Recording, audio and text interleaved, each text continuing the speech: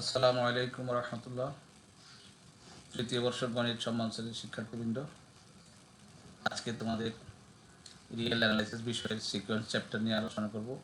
আমি প্রফেসর মোহাম্মদ শামসুল ইসলাম, বিভাগীয় প্রধান, গণিত বিভাগ, নওয়াব ফাইজুন্নেছা সরকারি কলেজ, লাকসাম, কুমিল্লা। আমি সিকোয়েন্সের উপরে আগে একটি লেকচার দিয়েছি, আজকে আরেকটি শুরু করতে যাচ্ছি। আজকে আমরা যেটা নিয়ে প্রথমে শুরু করব সেটা হচ্ছে সাবসিকোয়েন্স কাকে বলে। সিকোয়েন্সের সংজ্ঞা ইতিমধ্যে তোমাদের দেওয়া হয়েছে। এখন সাবসিকোয়েন্স, এখানে লেখা আছে দেখো, subsequence let x n be any sequence. আমরা একটা সিকোয়েন্স নিয়েছি, সেটার নাম দিয়েছি এক্সএন। এটা যে কোনো একটা সিকোয়েন্স।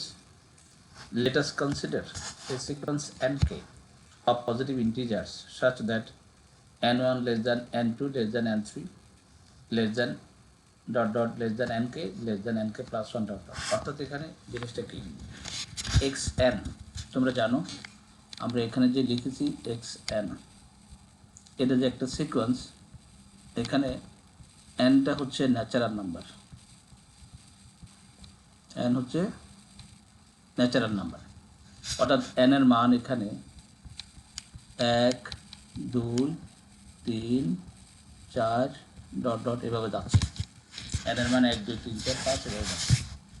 এখন আমরা আরেকটা সিকোয়েন্স কনসিডার করেছি এনকে, এবং সেই সিকোয়েন্সটা পজিটিভ ইন্টিজার নিয়ে তৈরি করেছি। সেই একটা নাম হচ্ছে, সেই সিকোয়েন্সের প্রথম পদ হচ্ছে n1, দ্বিতীয় পদ হচ্ছে n2, তবে আমরা বলেছি n1 n2 এর চাইতে ছোট। তৃতীয় পদ হচ্ছে n3, চতুর্থ পদ হচ্ছে n4, এইভাবে যাচ্ছে। তাহলে আমরা nk নামক যে সিকোয়েন্স নিয়েছি, সেখানে n1 less than n2 less than n3 less than n4, এবং এই সিকোয়েন্স হচ্ছে পজিটিভ ইন্টিজারের সিকোয়েন্স। আমি যদি একটু উদাহরণ দিয়ে বলি, ধরো আমি এখানে n1 এর মান নিলাম 1, n2 এর মান নিলাম 3, n3 এর মান নিলাম 5, n4 এর মান নিলাম 7। তাহলে আমরা এখান থেকে পাচ্ছি 1 less than 3 less than 5 less than 7।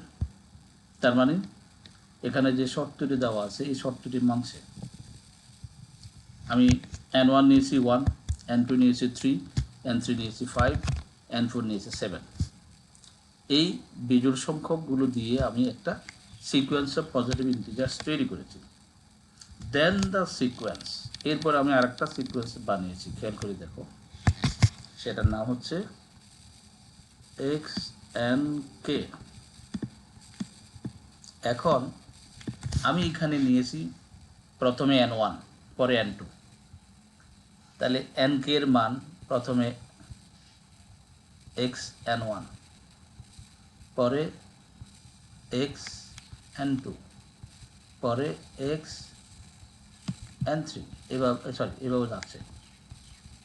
এটা একটা সিকোয়েন্স আমি চিন্তা করছি।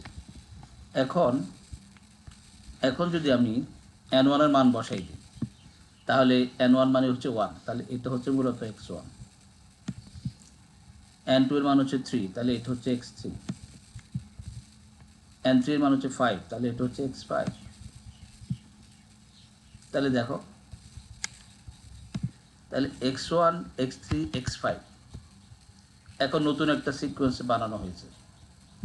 আগে যে সিকোয়েন্সটা ছিল সেটা ছিল এরকম x1 x2 x3 x4 x5 dot dot dot এভাবে যাচ্ছে।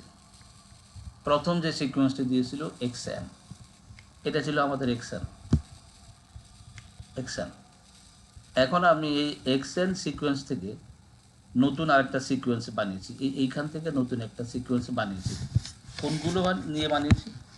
x1 নিয়েছি, এই যে x1 নিয়েছি, এই যে দেখো x1, আমাদের x1 নেওয়া হয়েছে। তারপরে নেওয়া হয়েছে x3, তার মানে তৃতীয় পদটি, এই যে x3। তারপরে নেওয়া হয়েছে x5, এই যেটা। তার মানে প্রথম যে সিকোয়েন্সটা নিলাম, সেখান থেকে আমি বিজোড় পদগুলো নিয়ে আরেকটা সিকোয়েন্স বানিয়েছি। এই যে x1 x3 x5 এটাই হচ্ছে, এই নতুন সিকোয়েন্সটাই হচ্ছে পূর্ববর্তী সিকোয়েন্সের সাবসিকোয়েন্স, অর্থাৎ xnk এই যে সাবসিকোয়েন্স অফ xn। এখন যদি আমি n1 এর মান 1 বলেছিলাম, n2 এর মান 3 বলেছি, n3 এর মান 5 বলেছি, তারপরে আস্তে আস্তে গেলাম, তাহলে n1 কিন্তু n2 এর চেয়ে ছোট, n2 n3 এর চেয়ে ছোট, সেই জন্য এই শর্তটা এখানে দেওয়া হয়েছে, এই যে এখানে শর্ত দেওয়া হয়েছে। তার মানে যেখান থেকে যাত্রা করব পরেরগুলো তার থেকে বড় হবে। আমি n এর মান 1 থেকে শুরু করছি, আমি যদি n এর মান 5 থেকে শুরু করি, তাহলে প্রথমে x5 নেব, পরে x7 নেব, পরে x9 নেব, এভাবে ক্রমান্বয়ে বড় হতে থাকবে। কিন্তু আমরা n এর মান 5 থেকে শুরু করেছি 1 থেকে। তাহলে এই যে x1 x3 x5 এটা হচ্ছে সাবসিকুয়েন্স অফ xn। এমনও তো হতে পারতো যে আমি জোড়গুলো নিয়েছি, অর্থাৎ আমি এগুলো নিয়েছি x2 x4 x6, আমি এই জোড়গুলো নিয়েও সিকোয়েন্স তৈরি করতে পারতাম। এটাকেও এই জোড়গুলো নিয়েও যদি আমি একটা সিকোয়েন্স তৈরি করি, এটাকেও বলা হবে পূর্ববর্তী সিকোয়েন্সের সাবসিকোয়েন্স। তার মানে আমরা প্রথমে যে সিকোয়েন্সটা কনসিডার করেছি xn, সেখানে n এর মান positive integer, set of natural number. সেখান থেকে আমি আরেকটা নতুন সিকোয়েন্স বানিয়েছি nk, যে nk এর প্রথমটা n1, পরেরটা n2, পরেরটা n3 এইভাবে যাচ্ছে, এবং n1 less than n2 less than n3 এভাবে যাচ্ছে।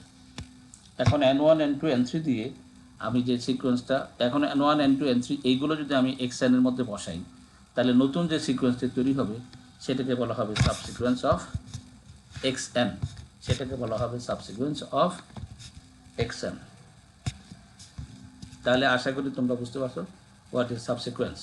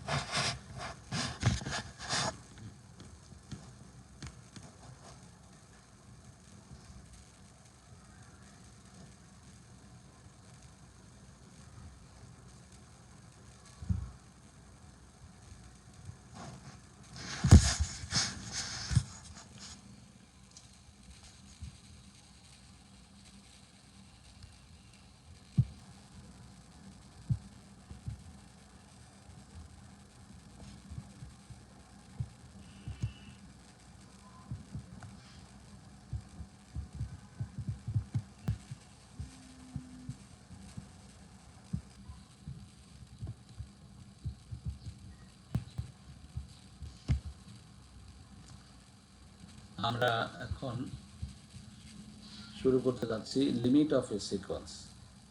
তো তার আগে আমাদের একটা জিনিস রয়ে গেছে, সাবসিকুয়েন্সের একটা এক্সাম্পল আমরা আলোচনা করিনি। Late xn equal to 1/n, আমরা একটা সিকোয়েন্স কনসিডার করেছি। সেই সিকোয়েন্সটা হচ্ছে xn equal to 1/n, xn equal to 1/n নিয়েছি।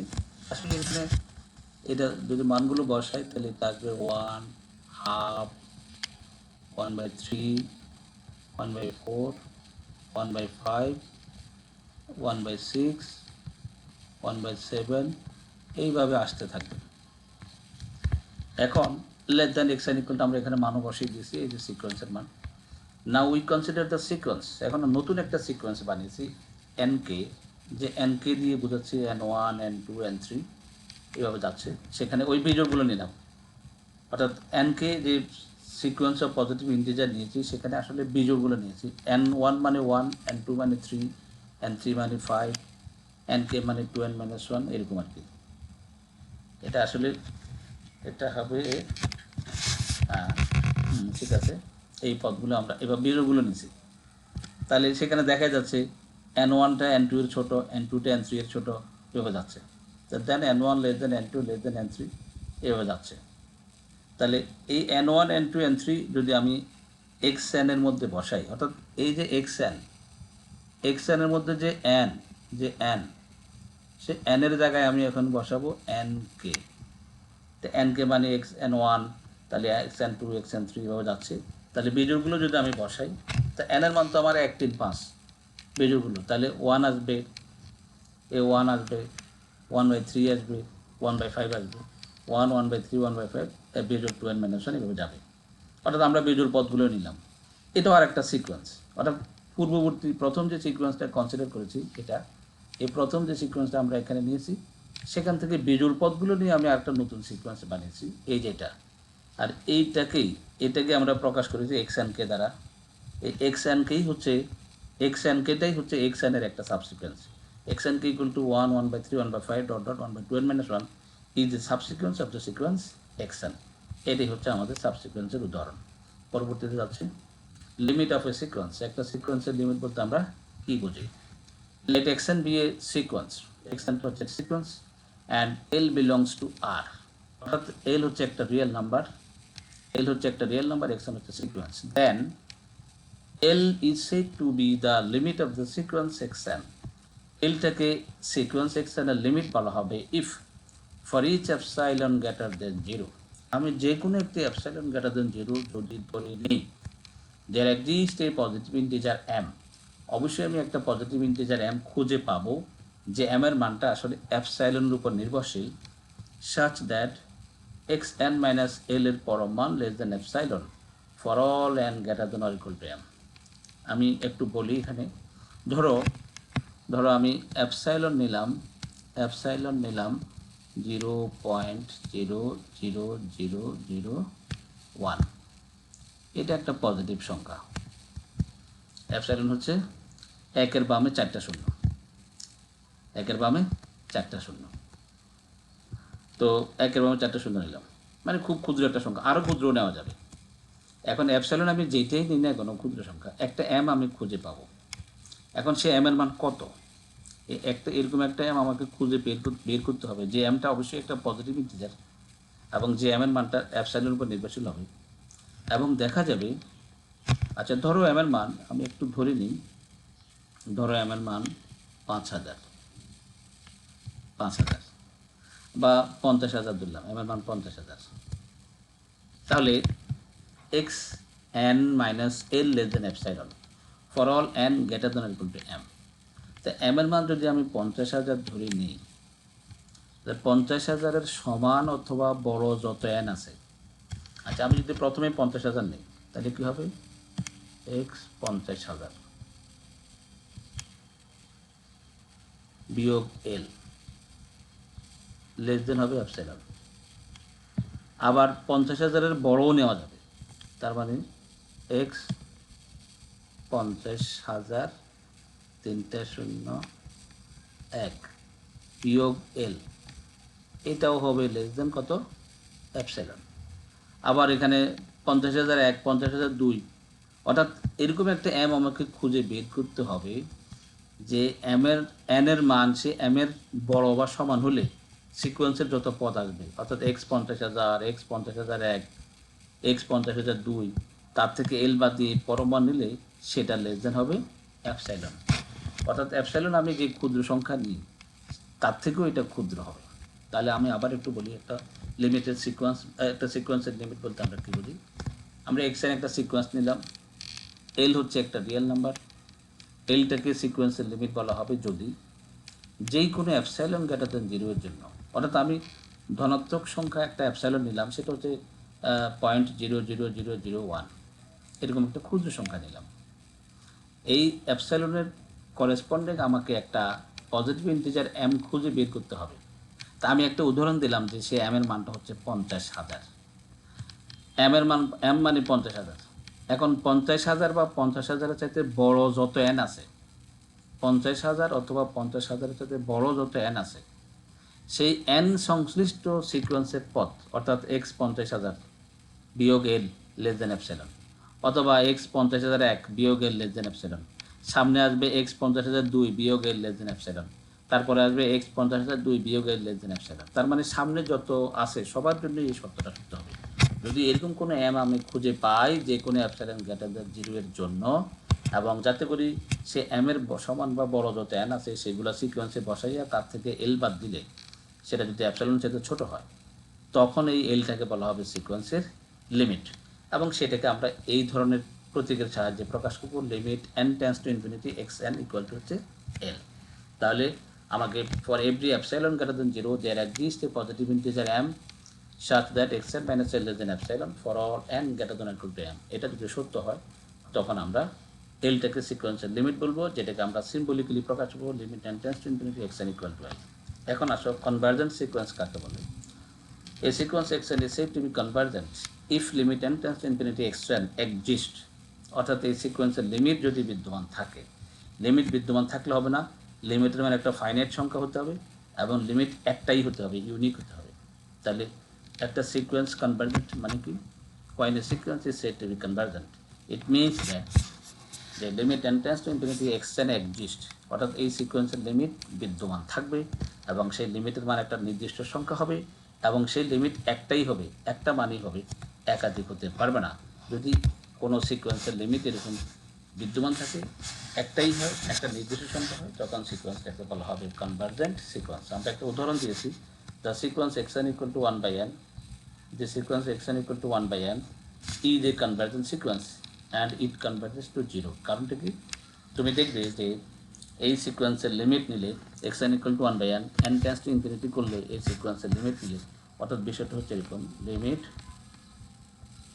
n tends to infinity xn equal to limit n tends to infinity 1/n equal to হচ্ছে 0। সেই জন্যই জিরোটা হচ্ছে তার লিমিট এবং সিকোয়েন্সটাকে বলা হবে কনভার্জেন্ট সিকোয়েন্স। তাহলে xn ইকুয়াল টু 1/n যে সিকোয়েন্সটা নিলাম এটা একটা কনভার্জেন্ট সিকোয়েন্স। কারণ কি? কারণ এই সিকোয়েন্সের লিমিট হচ্ছে 0, যেটা ফাইনাইট সংখ্যা, যেটা একটা ইউনিক সংখ্যা পাওয়া গেছে। এইগুলো কনভার্জেন্ট সিকোয়েন্সের সংখ্যা। আমরা পরবর্তী স্লাইডে যাচ্ছি। নাল sequence. A sequence xn is said to be a null sequence if it converges to 0। হ্যাঁ, যদি কোনো সিকোয়েন্সের লিমিট 0 হয়, অর্থাৎ যদি সিকোয়েন্সটা কনভার্জেন্ট হয় এবং সিকোয়েন্সের লিমিট 0 হয়, তাহলে যে সিকোয়েন্সের লিমিট 0, সিকোয়েন্সটা অবশ্যই কনভার্জেন্ট এবং লিমিট 0, সেই সিকোয়েন্সটাকে বলা হবে নাল সিকোয়েন্স। আমরা একটু আগে যে উদাহরণটা দিয়েছি xn equal to 1/n, এটার লিমিট হচ্ছে 0, সেই জন্য এই সিকোয়েন্সটাকে বলা হবে নাল সিকোয়েন্স। তাহলে নাল সিকোয়েন্স মানেটা কি? সিকোয়েন্সটা কনভার্জেন্ট হবে এবং সিকোয়েন্স কনভার্ট করবে 0-তে, অর্থাৎ তার লিমিট হবে 0। এই যে এই সিকোয়েন্সটার লিমিট হচ্ছে 0। তারপরে হচ্ছে ডাইভারজেন্ট সিকোয়েন্স। একটা সিকোয়েন্সকে আমরা কনভার্জেন্ট সিকোয়েন্স শিখলাম, এখন ডাইভারজেন্ট সিকোয়েন্স কাকে বলে দেখো। A sequence xn is said to be divergent বলা হবে যদি limit n tends to infinity xn is not finite, মানে লিমিট নিলে সেটা ফাইনাইট কোনো মান পাওয়া যাবে না, অর্থাৎ এটা ইনফাইনাইট হয়ে যাবে। অর্থাৎ লিমিট নিলে সেটা হয় প্লাস ইনফিনিটি হবে অথবা মাইনাস ইনফিনিটি হবে। তাহলে একটা সিকোয়েন্সকে ডাইভারজেন্ট সিকোয়েন্স বলা হবে যদি সিকোয়েন্সটা লিমিট নিলে সেটা ফাইনাইট না হয়, মানে ইনফাইনাইট হবে। আর ইনফাইনাইট হতে গেলেই তখন তার লিমিট হয় প্লাস ইনফিনিটি হবে অথবা মাইনাস ইনফিনিটি হবে। তাহলে এই sequence is said to be a divergent sequence if its limit is either plus infinity or minus infinity, then this sequence is said to be a divergent sequence। Oscillatory sequence. একটা সিকোয়েন্সকে oscillatory sequence কখন বলা হয়? A sequence xn is said to be an oscillatory sequence if it is neither a convergent sequence nor a divergent sequence। অর্থাৎ এটা কনভার্জেন্টও হবে না, ডাইভারজেন্টও হবে না। কনভার্জেন্ট হওয়া মানে তার লিমিট ফাইনাইট, ইউনিক, আর ডাইভারজেন্ট মানে তার লিমিট তো ফাইনাইট না এবং হয় সে প্লাস ইনফিনিটিতে যাচ্ছে অথবা মাইনাস ইনফিনিটিতে যাচ্ছে। তাহলে যেই সিকোয়েন্সটা কনভার্জেন্টও না, ডাইভারজেন্টও না, সেই সিকোয়েন্সটাকে বলা হচ্ছে অসিলেটরি সিকোয়েন্স। একটা নির্দিষ্ট জায়গার ভিতরে সে উঠানামা করবে। আসলে মূলত একটা উদাহরণ দিয়েছি আমি এখানে, xn equal to -1 to the power n। এখন xn equal to -1 to the power n, এটাকে যদি আমি ভাঙাইতে থাকি, n এর মান 1 বসাইলে -1 এর পাওয়ার 1 মানে -1, n এর মান 2 বসাইলে -1 এর পাওয়ার 2 মানে +1, n এর মান 3 বসাইলে -1 এর পাওয়ার 3 মানে -1, এইভাবে যাচ্ছে। তার মানে সিকোয়েন্সের একটা পদ +1, একটা পদ -1। এখন এই যে সিকোয়েন্সটা পাইলাম, সিকোয়েন্সের পদ হচ্ছে +1 -1 +1 -1, which is a bounded sequence. কেন এটা বাউন্ডেড সিকোয়েন্স? কারণ এই সিকোয়েন্সটার ক্ষেত্রে -1 less than or equal to xn less than or equal to 1। এই সিকোয়েন্সের সর্বনিম্ন পদ হচ্ছে -1, সর্বোচ্চ পদ হচ্ছে +1। তাহলে সিকোয়েন্সের সর্বোচ্চ পদ +1, সর্বনিম্ন পদ -1। তাহলে সিকোয়েন্সটা বাউন্ডেড অ্যাবাভ বাই +1, সিকোয়েন্সটা বাউন্ডেড বিলো বাই -1। সেই জন্য সিকোয়েন্সটা হচ্ছে bounded sequence and it is neither convergent not divergent. কেন এটা কনভার্জেন্ট না? কারণ এটার লিমিট নিলে একবার প্লাস ইনফিনিটি আসবে, মাইনাস ইনফিনিটি। তুমি যদি এই সিকোয়েন্সটা থেকে দুইটা সাব সিকোয়েন্স তৈরি করো, একটা হচ্ছে বিজোড়গুলা, অর্থাৎ বিজোড়গুলো হচ্ছে -1 তখন তার লিমিট হবে -1। আর যদি জোড়গুলো নিয়ে সাব সিকোয়েন্স তৈরি করো তখন হবে +1 যার লিমিট হবে +1। তার মানে একটা সিকোয়েন্স থেকে দুটো সাব সিকোয়েন্স নিচ্ছ যার একটা লিমিট হচ্ছে +1, একটা লিমিট হচ্ছে -1। যদি কোনো সিকোয়েন্স কনভার্জেন্ট হয় তাহলে সেই সিকোয়েন্সের n টেন্স টু ইনফিনিটি হলে সেটা ফাইনাইট হবে। কিন্তু এখানে দেখতে পাচ্ছি n টেন্স টু ইনফিনিটি হলে একবার হচ্ছে -1, সাবসিকোয়েন্সের লিমিট একবার -1, একবার হচ্ছে +1। এটা হওয়া যাবে না, এটা হলে সিকোয়েন্সটা কনভার্জেন্ট হবে না। তার কারণ মানে কি, n টেন্স টু ইনফিনিটি হলে এটা কি -1 যাচ্ছে না +1 যাচ্ছে, তুমি আসলে কনক্লুশন ড্র করতে পারছো না। তার মানে তার মধ্যে দুটো সাবসিকোয়েন্স আমি পেলাম, একটা লিমিট -1, একটা লিমিট +1। এই ধরনের ক্ষেত্রে সিকোয়েন্স কনভার্জেন্ট হয় না, এবং সিকোয়েন্সটা ডাইভার্জেন্টও না। তার লিমিট +∞ হচ্ছে না, -∞ হচ্ছে না। সুতরাং সিকোয়েন্সটা হচ্ছে অসিলেটরি সিকোয়েন্স। পরবর্তীতে হচ্ছে limit point of a sequence. Is real number p is called a limit point or a cluster point. Limit পয়েন্টও বলা হয়, ক্লাস্টার পয়েন্টও বলা হয়, অথবা অ্যাকুমুলেশন পয়েন্টও বলা হয়। একটা রিয়েল নাম্বার p কে একটা সিকোয়েন্সের লিমিট পয়েন্ট বলা হবে if every neighbourhood of p এর সকল নেইবারহুড কন্টেন্স ধারণ করবে infinite number of terms of the সিকোয়েন্সের অসংখ্য পদকে ধারণ করবে। তার মানে কি, একটা রিয়েল নাম্বারকে সিকোয়েন্সের লিমিট পয়েন্ট বলা হবে, একটা রিয়েল নাম্বার p কে সিকোয়েন্স xn এর লিমিট পয়েন্ট বলা হবে যদি p কে কেন্দ্র করে আমি একটা যদি নেইবারহুড তৈরি করি, অর্থাৎ p এর একটু বামে যাব, p এর একটু ডানে যাব, তাহলে যে নেইবারহুডটা তৈরি হবে সেই নেইবারহুডের ভিতরে সিকোয়েন্সের অসংখ্য পদ বিদ্যমান থাকবে। এখানে বলেছে এভরি নেইবারহুড অফ p এর সকল নেইবারহুড কন্টেন্স ধারণ করবে infinite number of terms of the সিকোয়েন্সের অসংখ্য পদ ধারণ করবে। অর্থাৎ p, ধরো আমার সংখ্যা রেখার মধ্যে এখানে যদি p থাকে, এই p এর আশেপাশে যত ক্ষুদ্র নেইবারহুড নেই না কেন, এটার ভিতরে সিকোয়েন্সের অসংখ্য পদ বিদ্যমান থাকবে এই নেইবারহুডের ভিতরে। অর্থাৎ এখানে p এর একটু বামে আসছে মানে p মাইনাস এপসাইলন, p এর একটু ডানে আসছে মানে p প্লাস এপসাইলন। এই যে নেইবারহুড, এটার ভিতরে সিকোয়েন্সের অসংখ্য পদ বিদ্যমান থাকবে, তখন পিটাকে বলা হবে লিমিট পয়েন্ট। এখানে লিখছে Das p belongs to R is a limit point of xn if for every epsilon greater than 0 p minus epsilon p plus epsilon, এই যে নেইবারহুড এটার ভিতরে সিকোয়েন্সের পদ আছে for an infinite number of values of n, n এর অসংখ্য মান। তো n এর অসংখ্য মান নিলে সিকোয়েন্সের এখানে অসংখ্য পদ পাওয়া যাবে। n এর মান যদি অসংখ্য হয় সিকোয়েন্সেরও অসংখ্য পদ পাওয়া যাবে। কোথায় পাওয়া যাবে? এই নেইবারহুডে। তার মানে এই নেইবারহুডটা ধারণ করে সিকোয়েন্সের অসংখ্য পদ। তাহলে p মাইনাস এপসাইলন, তার মানে কি xn এখানে আছে, এর মানেটা কি? আমি এইটাকে যদি একটু ব্যাখ্যা করি, এটা মানেটা কি? এটা মানে হচ্ছে p মাইনাস এপসাইলনের থেকে xn বড়, আবার xn p প্লাস এপসাইলনের থেকে ছোট। আর এটাকে আমি আবার একটু যদি ঘুরেই লিখি, এভাবে লিখি minus epsilon less than xn minus p, অর্থাৎ আমি কি করলাম, মাইনাস p যোগ করলাম। তাহলে মাইনাস p যোগ করলে এখানে p কাটা যাবে, এখানে মাইনাস p আসবে, মাইনাস p যোগ করলে এখানে p কাটা যাবে, এখানে এপসাইলন আসবে। আর এটাকে আমরা লিখি xn মাইনাস p এর পরম মান less than epsilon, for all epsilon greater than 0। তাহলে সেটাই আমরা এখানে লিখেছি, for all epsilon greater than 0 p minus epsilon less than xn less than p plus epsilon, for all epsilon greater than 0 minus epsilon less than xn minus p less than epsilon. আর এটার মানেই হচ্ছে for all epsilon greater than 0 xn minus p এর পরমান less than epsilon for infinite values of n, n এর অসংখ্য মানের জন্য এটা সত্য হচ্ছে। তার মানে সিকোয়েন্সের অসংখ্য পদ, এই নেইবারহুডের ভিতরে পাওয়া যাচ্ছে। তাহলে পিটাকে লিমিট পয়েন্ট বলা হবে, একটা রিয়েল নাম্বার p কে লিমিট পয়েন্ট বলা হবে যদি p কে কেন্দ্র করে যত ক্ষুদ্র নেইবারহুড বানায়, যত নেইবারহুড তৈরি করা যাবে, সেই নেইবারহুডের ভিতরে সিকোয়েন্সের অসংখ্য পদ বিদ্যমান থাকবে। এই অবস্থাটা যদি হয় তখন সেটাকে বলা পিটাকে বলা হবে লিমিট পয়েন্ট। আর এই অবস্থা মানে হচ্ছে যে পি এর একটু বামে পি এর একটু ডানে গিয়ে যে নেইবারহুড বানালাম তার মধ্যে সিকোয়েন্সের অসংখ্য পদ বিদ্যমান। আর এই কথাটাকে এইভাবেও লেখা যায় এক্স এর মাইনাস পি এর Parama less than epsilon for all epsilon greater than 0 গেল লিমিট পয়েন্টের সংজ্ঞা। আমরা একটা এক্সাম্পল দিচ্ছি, দেখো এখানে prove that the sequence x1 equal to 1/n has a limit point 0, তার একটা লিমিট পয়েন্ট আছে সেটা হচ্ছে 0। এটা আমরা প্রমাণ করতে চাই।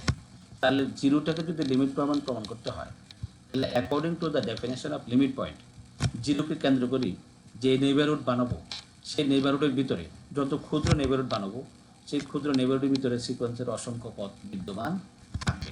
এটা যদি আমরা প্রমাণ করতে পারি তাহলে 0টাকে বলা হবে তার লিমিট পয়েন্ট। আমরা লিখেছি for any epsilon greater than 0 there exists m belongs to n, অর্থাৎ m হচ্ছে natural number such that 1/m less than epsilon। আচ্ছা ধরো আমি এখানে নিলাম m এর একটা মান নেই, ধরো m ইকুয়াল টু নিলাম 5000, তাহলে 1/m মানে 1/5000, এটা 1/5000। তো এটা মানে কি, এটাকে তুমি যদি দাও, এটাকে যদি দশমিকে নাও নিতে পারো, আর নাহলে এভাবে রাখতে পারো। এটা অবশ্যই গ্রেটার দেন 0, এখানে এমটা অবশ্যই গ্রেটার দেন 0 দেখা যাচ্ছে। এখন এই যে there exist m belongs to একটা এম আমাকে পেতে হবে, তাহলে 1/m অ্যাপসাইলন সাথে ছোট হবে। আচ্ছা তাহলে এবার আমরা 1/m অ্যাপসাইলন সাথে ছোট, অ্যাপসাইলন সাথে ছোট 1/m মানে 1/5000, 1/5000 মানে কত? তুমি যদি এটাকে ভাগ করো 1/1 50,000 5000 দিয়ে যদি ভাগ করো, আচ্ছা আমি আর একটু সহজ করে বোঝাই। এম ইকুয়াল টু ধরো 1000, বোঝার সুবিধার জন্য আমি ধরলাম 1000, এটা 1000, তাহলে 1000 মানে কত? 0.000, তারপরে কত আসবে 0, তারপরে 1, এই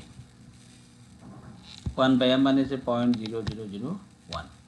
এখন 1/mটা কার ছোট? অ্যাপসাইলনের ছোট। তাহলে অ্যাপসাইলন কি নিবা?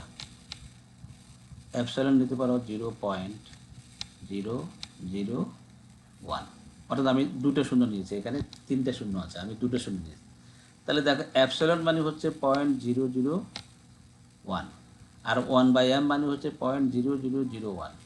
তাহলে কে বড়, অ্যাপসাইলন বড় না 1/m বড়? অবশ্যই এই দুটোর ভিতরে অ্যাপসাইলন বড়। তাহলে আমি দেখো একটা এম আমি খুঁজে বের করে নিলাম, এম হচ্ছে 1000, আর অ্যাপসাইলন এম যদি 1000 নিই তাহলে অ্যাপসাইলন নেব 0.001, তাহলে 1/mটা অ্যাপসাইলনের ছোট। এখান থেকে দেখা যাচ্ছে 1/mটা হচ্ছে অ্যাপসাইলনের সাথে ছোট। এখন আমরা নাও for n greater than or equal to m, হ্যাঁ তাহলে যদি এটা আমি ধরে নিচ্ছি n greater than or equal to m, তাহলে এবার বিপরীতকরণ করলে 1/n less than or equal two হবে 1/m। আচ্ছা তাহলে আমরা কি পাচ্ছি? Minus epsilon less than 1/n। আচ্ছা এটা তো আমরা জানি, এইটুকু আমরা জানি, এই যে এখানে জানি।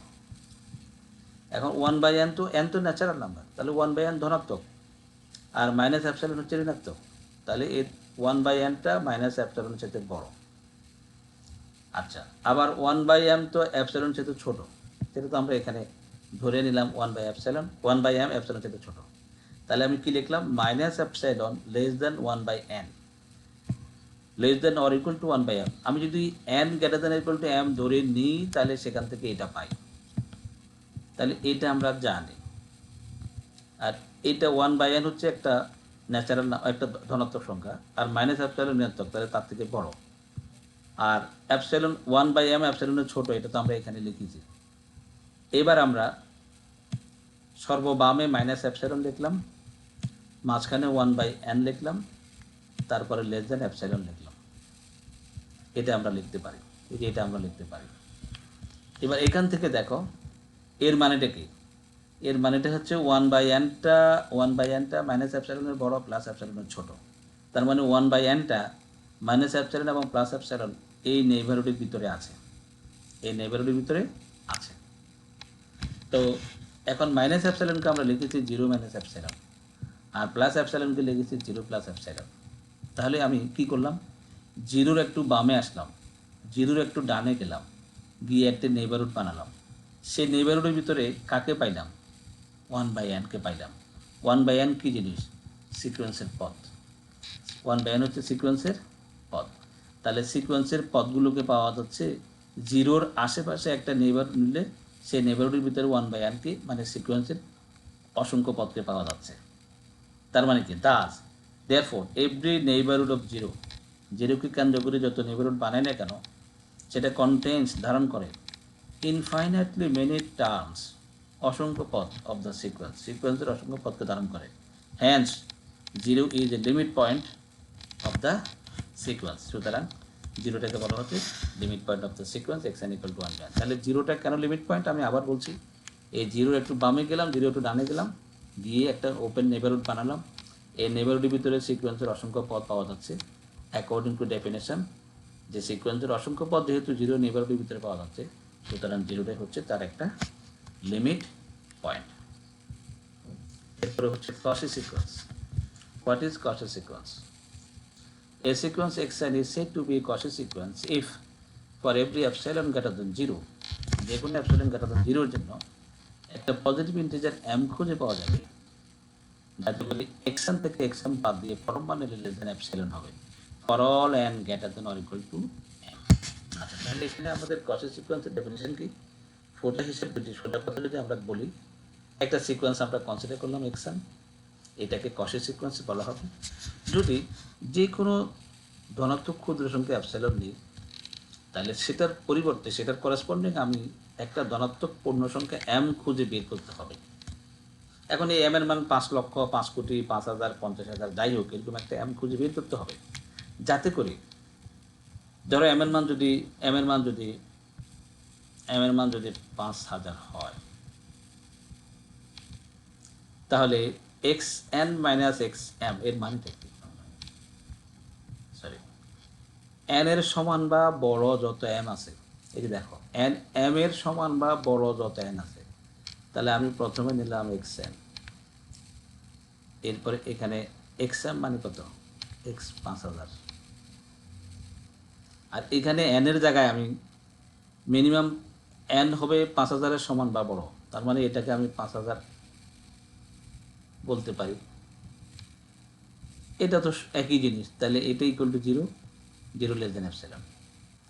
এখন যদি আমি x এর মান এবার n এর মান m এর বড় নেই, তাহলে m এর বড় নিলে কত হবে, x 5,001 বিয়োগ x 5,000,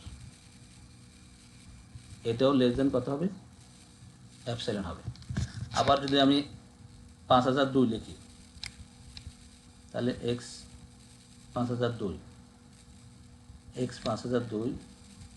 বিয়োগ x 5,000, এটাও হবে লেস দেন কত, এপসাইলন। অর্থাৎ আমি একটা m উদাহরণ দিয়ে বোঝালাম যে m এর মান 5,000 ধরলাম, এই 5,000-এর সমান বা বড় যত n আছে সেগুলো সিকোয়েন্সে বসাবো, আর এটা তো x 5,000-ই থাকবে সবসময়, x mটাই হবে x 5,000, আর x nটা হবে 5,000 দিয়ে শুরু, x 5,000, x 5,001, x 5,002 যাই নিনে কোনো, এই বিয়োগফল লেস দেন কী হবে, অ্যাপসাইলন হবে।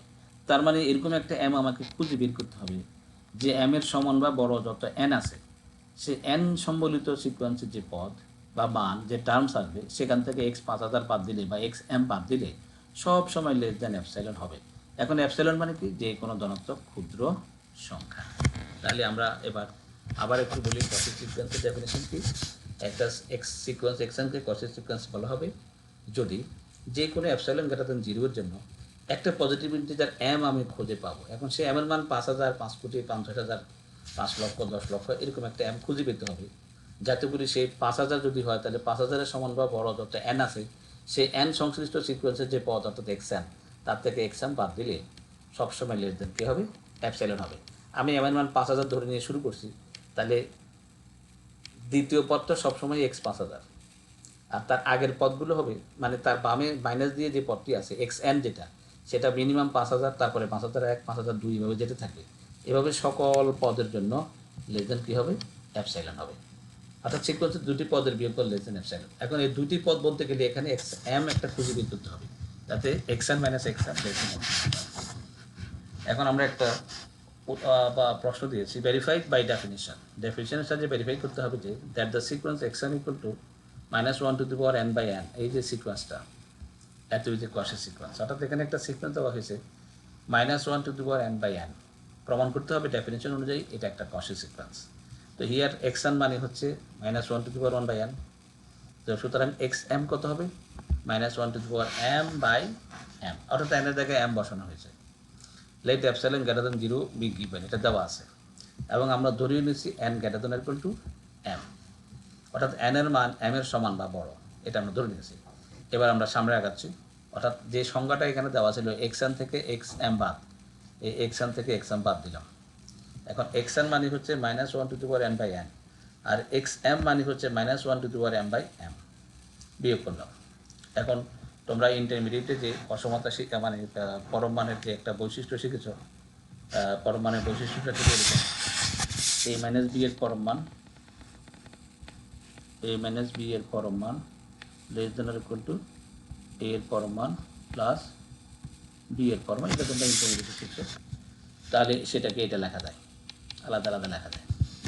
এখন প্রত্যেকটার ভিতরে পরম মান আছে, -1 টু দি পাওয়ার n, এটার মান প্লাস হোক আর মাইনাস হোক, পরম মান নিলে প্লাস হয়ে যাবে। -1 টু দি পাওয়ার m, এটার মান প্লাস হোক আর মাইনাস হোক, পরম মান নিলে প্লাস হয়ে যাবে, সেই জন্য পরম মান তুলে দিলে এটা হবে।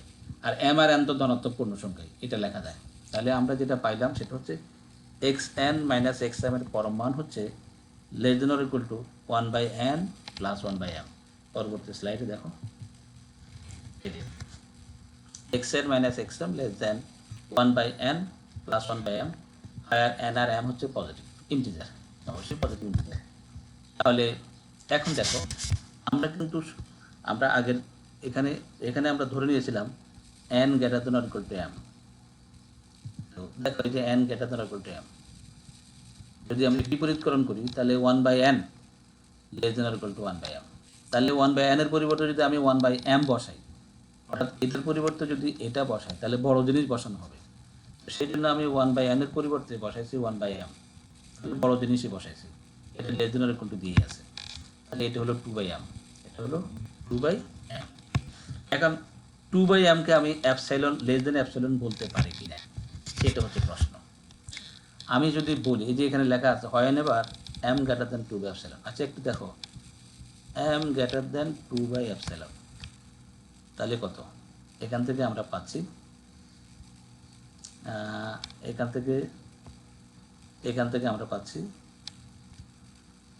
1 বাই m, যদি আমি করি 1 বাই m অর্থাৎ বিপরীতকরণ, তাহলে এপসাইলন বাই কত হবে?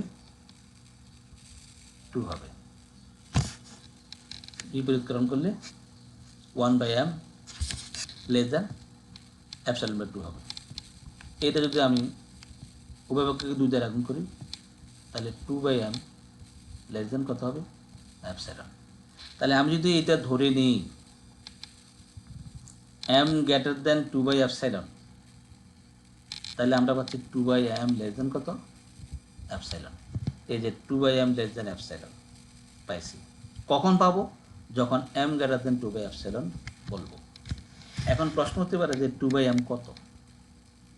ওই যে আমি বলছিলাম 2 বাই m কত, m যদি একটা পজিটিভ ইন্টিজার হয় তো সেটা যদি 2কে ভাগ করো তাহলে যে মানটি আসবে, ধরো তুমি যদি m এর মান m ইকুয়াল টু, যদি তুমি ধরো একটা কথার কথা 2000 ধরো, তাহলে 2 বাই m মানে কি?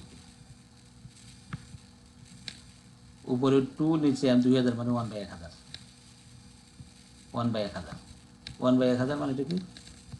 0.001, এটাকেই বলা হচ্ছে এপসাইলন।